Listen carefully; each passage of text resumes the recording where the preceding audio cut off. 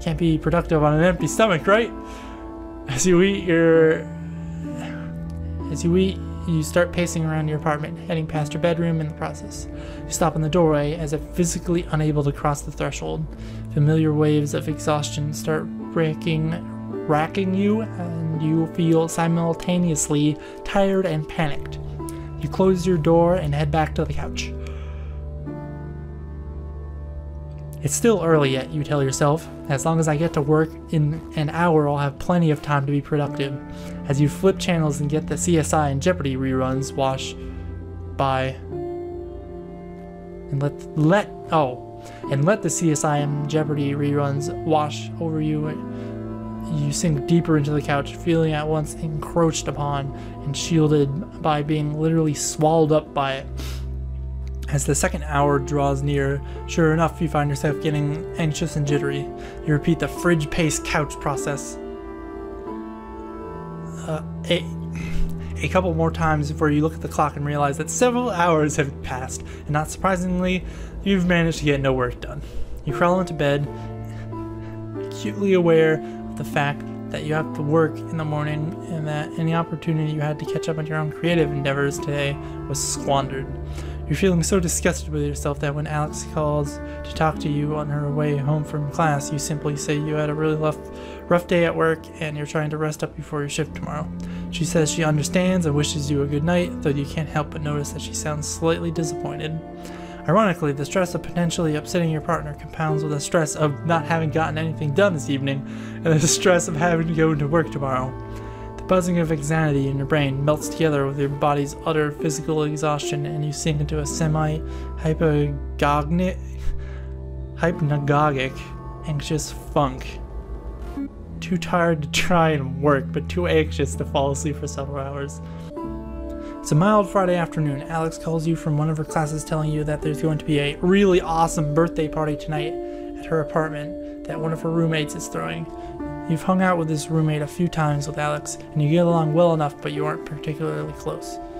You don't have to work in the morning, have nothing else in particular to do tonight. You're feeling kind of run down, but you have been fatigued most of the time lately. You mention that you're feeling ill because you're not sure how to explain those feelings to someone else.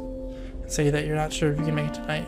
There's a second of silence over the phone, but you can swear you hear the sound of your partner's face fall. Just the awkward sound of disappointment. She tries to convince you anyways. You haven't seen her this week, and she sounded pretty insistent that you come over. She even drops a few suggestively worded hints that you can stay over with them tonight after the party. What do? Shake off the funk and have a good time with your girlfriend? Nope. I am very depressed. I spend a large amount of time sleeping, hating myself, and have very little energy or motivation. You are not currently seeing a therapist. I am not taking any medications. Alright. Agree to go. Say that you're really just not feeling well and can't make it. I'm gonna agree to go. You agree to go. Oh, let me scroll back up.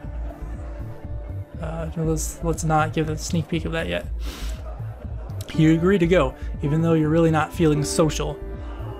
You know it's important to Alex, and you'd really like to see her. Seeing her does make you feel better sometimes, and hope that this is the case tonight, even if it does mean dealing with the usual social anxiety. The time to leave rolls around and you grab your overnight bag.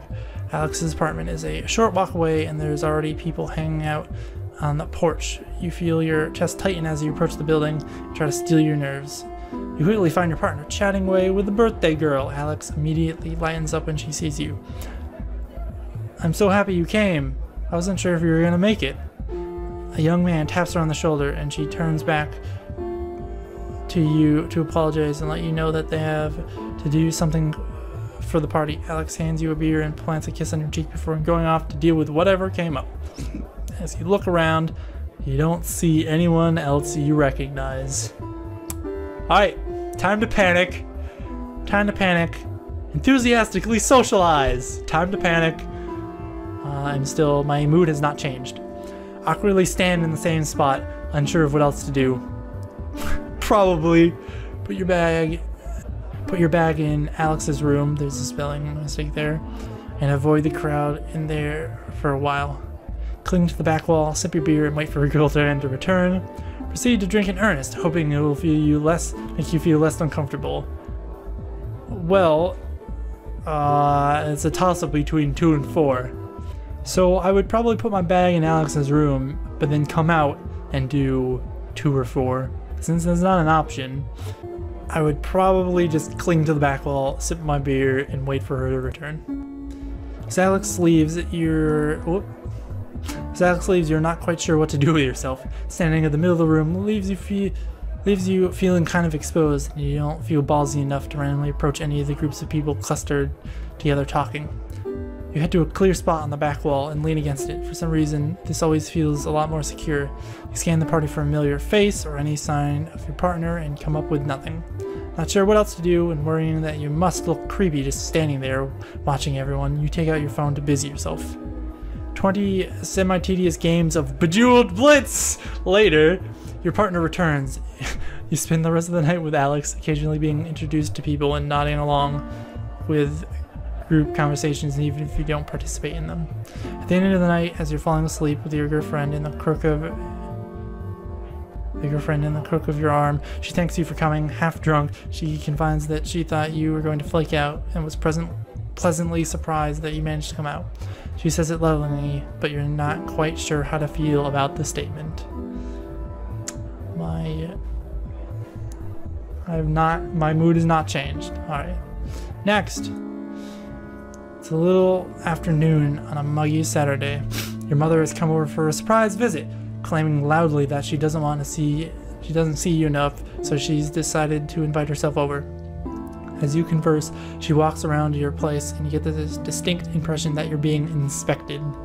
"So what's going on with you lately?" she asks abruptly. Taken somewhat aback to this left fielder, you tell her you're not sure what she means. She repeats the question, saying that you haven't seemed like yourself lately.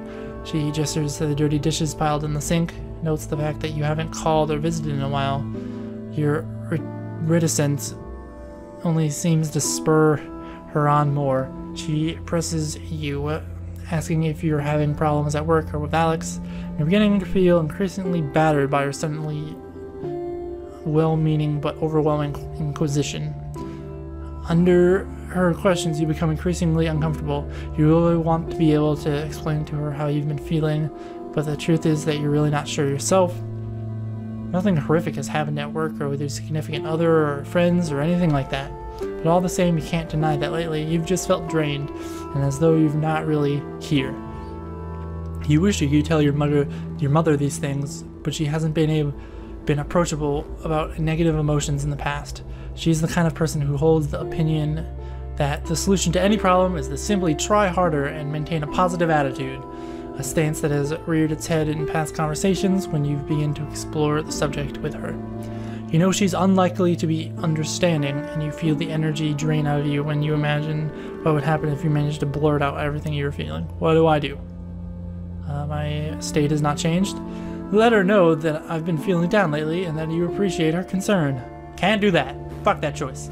Try to be honest with her or anything. Tell her that everything's fine and thank her for asking and change the subject. Tell her everything's fine. I'm okay, Mom, really. Thanks for worrying about me. Mom looks at you from across the room with furrowed brows, and you wonder if the tone in your voice was the least bit convincing. Probably not. She slightly opens her mouth as though she was about to say something more, but instead she digs through her purse for her cell phone, having apparently decided against it. Well, as long as you're okay, honey, her voice trails. As your mother returns to what amounts to more or less small talk, you realize that this part of the conversation has happened a lot recently. Someone will express concern for you or ask if you're okay out of seemingly nowhere. You tend to find it's simpler to just declare that you're okay than find the right words for complicated and murky feelings. Besides, since none of them are in reaction to the specific event, maybe you really are okay and just complaining about nothing anyways. Sometimes, when you insist that you're okay to those who ask, you have to wonder if you're trying to convince them or yourself. It's a lazy Sunday morning. You're idly clicking around online when your phone rings. Sam, a coworker of yours that you're friendly with, asks how you are and makes hurried small talk with you. You typically only ever talk to him on the phone when one of you needs a shift covered, so it's slightly awkward, waiting in anticipation for him to ask you to come in on short notice when he veers the conversation in a completely different direction. How do you feel about cats? He said. Mine had kittens a few weeks ago, and I'm having an awfully hard time finding a home for the last one of the litter. You don't have any pets, right? It takes you a moment to process this new information, and you're caught off guard as he begins to earnestly try to sell you on the idea of taking the last kitten off his hands. It's not something that you had specifically considered before, and he seems fairly insistent. She's a real sweetheart, really loves people. She's got all her shots already taken care of, and the vet said she's healthy as a horse. I can bring her over by your place tonight if you're interested. You look around your apartment and try to picture a cat and all of the cat in it as he continues to tell you how cute she is. You tell him that this is all kind of sudden, and that you don't have anything for the kitten set up here. Oh, don't worry about that. I can bring over a litter box and food and all that since you'd really be helping me out in a fix. It's the least I can do. I just don't want to have to put her in a shelter. Can't help but feel like you're being guilt-tripped, but you decide to give it some serious consideration. It does get awfully lonely around your apartment, and it might feel less empty with a cat around. However, since you've been feeling so down, it might not be a good idea to take the responsibility of a cat, even if they are fairly low maintenance. What do you do? Holy, alright. So my state has not changed. Tip the cat, knowing full well that you can take great care of it. That's not gonna happen. Decline, even though you'd be totally capable of taking care of it. You're not much of a cat person. That, okay. Become a cat owner. You could use the companion. Decline, you're not in a good enough place to be taken care of taking on more responsibilities. Decline, you don't like cats. Sure, I'll take the cat. Right. You accept the offer of a kitten and hang up shortly after making arrangements for when your co-worker can drop her off tonight. You're not entirely sure what to expect, and you spend the rest of the afternoon researching cat care online and trying to think of a name. The evening rolls around and you hear a knock at your door, startling you out of reading Wikipedia entirely too hard. You take possession of a small, terrified black and white kitten in a carrier, along with everything you need to start taking care of her. You take her to your bedroom, close the door, and open the door to the carrier excitedly. She cowers in the back of it, and you back off, feeling slightly defeated. You remember what you researched on introducing a kitten to a new home and leave her alone to go mess around on your computer, hopefully checking over your shoulder every so often. She hides inside her carrier, periodically making sorrowful cat howls, long enough for you to start worrying that she's already doesn't like you. But by the time you go to bed, she's curled up at the foot of it, eyeing you nervously before falling asleep. Over the next few days, you gain her trust and she begins affectionately following you around, sleeping on you, hopping on you anytime you sit down to do some work. I'm very depressed. Okay, so my state has not changed. It's a late Friday afternoon and quitting time is just around the corner. A bright, clear day is giving way to a still, temperate evening. You can hear your coworkers all around you extendedly making plans for their evenings and weekends, but you are really looking forward to just going home and resting after what's turned out to be a very long and taxing work week. Just before the end of your shift, you get a call from Alex, who seems a group of mutual friends are heading out to a nearby pub for dinner and drinks to celebrate the end of the week. They want to know if you'd like to come along. You tentatively tell her that you're emotionally exhausted from the work week, and a social outing like that would just take too much out of you today.